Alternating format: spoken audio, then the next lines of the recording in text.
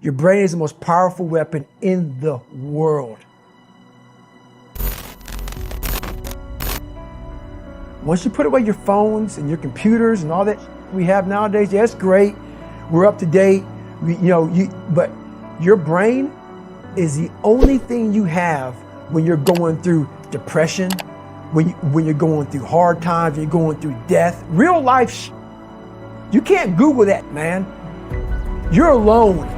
You're alone. You may have a shrink you're going to, you may have a best friend you're going to, but there's 24 hours in the day where you're alone in this brain. And your brain is talking to you in all kinds of ways. And it wants to control you and pull you in these different pockets. If you can't control your own brain and your brain controls you, you got to tell your brain where you want to go and how you want to go and how you want to get there. You got to control it. If not, it's over. What existed for me was, okay, man, how am I going to make this work? And all I knew back then was hard work. The only way anything gets accomplished. That's all I heard back in those days. You gotta work hard. You gotta work hard. I'm not getting I can't get this paragraph. I can't remember what the f***'s in this paragraph to pass this test to get in the military. Read it again. Still not getting it. Read it again. But if you're not getting it, write it out. And that's how I started learning. Okay, well, I gotta write out everything I do. And then write it out again. And write it out again. And guess what happened? I got it. I can't swim. I'm negative buoyant. Go back again. Can't swim. Go back again. Go back again. Go back again. I got it. I realized that I keep going back and going back and going back until this just becomes, your mind will say, okay, we're going to figure it out. Because he is not going to stop. It's not like I'm going to try one more time. No. It's just like alarm clock goes off, boop, we're going back. I can't read right, we're going back. I gave myself no way out, and my mind realized that. They said, okay, we're going to adapt and overcome now. Like a lot of people say, trying hard. Your mind knows, man. You know, this guy's bull. This guy's lying. There's no truth behind it. When I was in Navy SEAL training, people go, how were you there for 18 months? The program was only 6 months long. You were in 3 hell weeks in 1 year. No one's ever done that. How did you do that? I talk about the new norm. When I lived in a $7 a month place when I was growing up for a short period of time, I loved it. I didn't know any different. That was my norm. Once we moved out of that place, we moved to a $236 a month place. I was like, I never want to go back to that little piece of shit. But if you go back to that $7 a month place and you realize this is where I live, this is all I got. Your mind says, Roger that, this is home. So when I was going through Navy SEAL training for 18 months and going back through all the hard parts over and over again, I told myself after the first time, I knew it was gonna be a long journey there. My body was breaking down. It was just how it was going on. I said, you know what, this is my new norm. So my mind said, it's like going to work. Like you go to work, you put your suit and tie on, I go into suffering every day. Every day, suffering, being broken, duct taping my feet up, stress fractures, shin splints, being broken. This is my new norm. And your mind says, if we're not broken, this ain't normal. We gotta be broken. So then your mind starts to get tougher and tougher and more callous. People go, how did you run on broken feet? Broken shins. My mind knew this is how we operate. We're in Navy SEAL training. This is what we are. I became hell.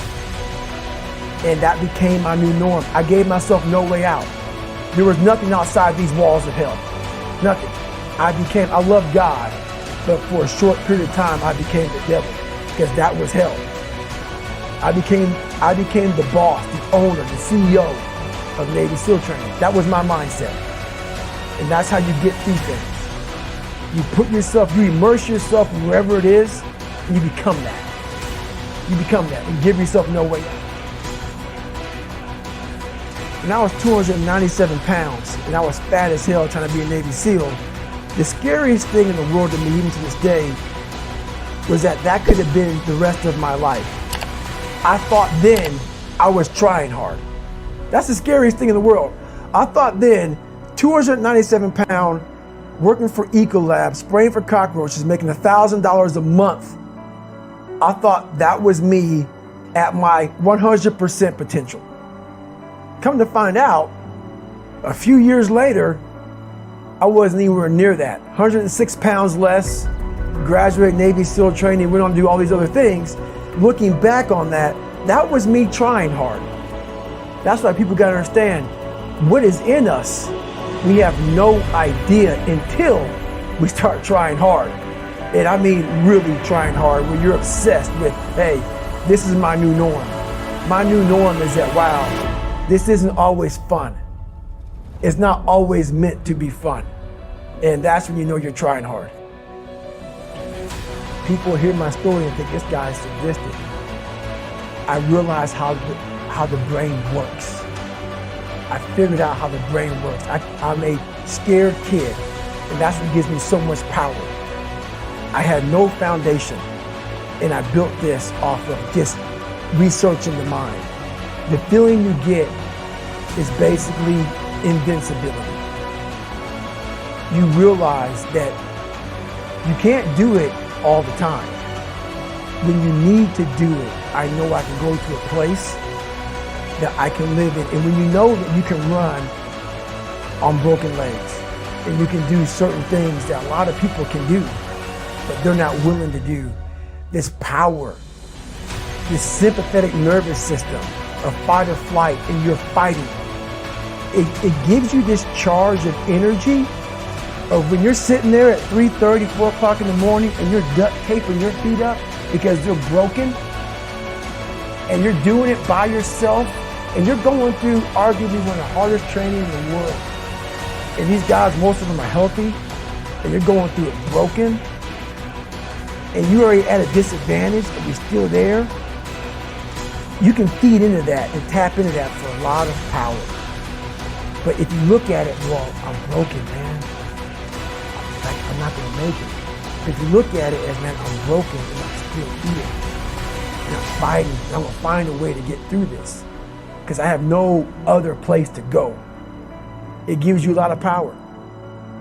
When things start to suck really, really bad, my brain and a lot of people's brain, they don't go to your dad beating you up. Your brain says, we gotta get out of here. This is miserable. So anger goes away a lot of times when you're suffering, because your brain just says, we gotta run, we gotta go. So that anger is not popping up saying, oh, I wanna show them, I wanna show those people. No, there has to be a much deeper. When I say deeper, it has to be down to mineral soil. It has to be down to that nice mineral soil where nothing can burn. You can't burn dirt. So it has to be down that low, that literally is something in you that's at the core of your soul. But you don't find it unless you spend a lot of time with what you want to be in life. I can't give that to you. You can't give it to somebody. When you find your true passion in life, and my passion for me, when I'm like, oh, I want to be there, I didn't get Navy SEALs. I don't give a shit. I want to serve my country. I want to be someone that I'm proud of. I want to look at myself in the mirror because I was so disappointed. That accountability mirror I talk about, I was so disappointed in what I saw every day. I wanted everybody to love David Goggins. And a lot of people did. I didn't love myself. But I knew a lot of us want to find peace first. So people say, man, you always talk about this suffering and pain. I'm at peace right now because of it today. You don't find peace first. If you do, Merry Christmas. More power to you. More power to you. I found peace on the opposite end of finding myself. And no one really finds themselves without going through trials, tribulations, suffering, accountability. And accountability is suffering. Being accountable every day for doing right for yourself, for the people next to you, it's miserable. It's hard. So, even the smallest details.